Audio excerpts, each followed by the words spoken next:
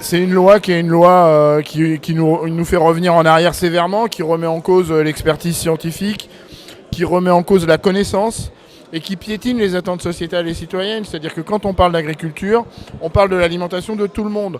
On parle de l'eau qu'on boit tous les jours. On parle de l'air qu'on respire à chaque instant. Et on parle de la santé de tout le monde.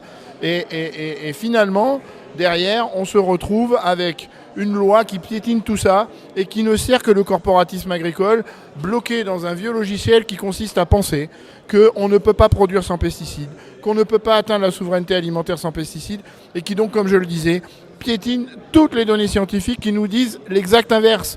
Ce qui menace la souveraineté alimentaire et donc le revenu des agriculteurs aujourd'hui, c'est l'effondrement de la biodiversité, c'est le dérèglement climatique, que les logiques de ce texte vont continuer d'accélérer. Si on n'a plus de pollinisateurs pour visiter les fleurs, qui produisent des grains, qui produisent des fruits, qui produisent des légumes, on n'aura plus à manger. Eh bien là, on participe à l'effondrement de la biodiversité, au dérèglement climatique. Donc on coupe l'espoir pour les agriculteurs de pouvoir continuer de produire.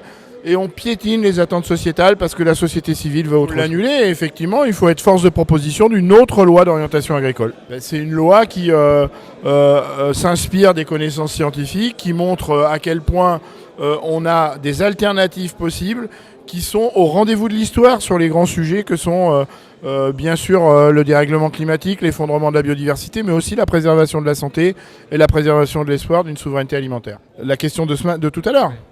C'est exactement ça que j'ai dit à Madame Madame Genevard. C'est que je lui ai dit qu'elle était à contre-courant de ce que nous dit la science et de ce qu'attendent la société et les citoyens.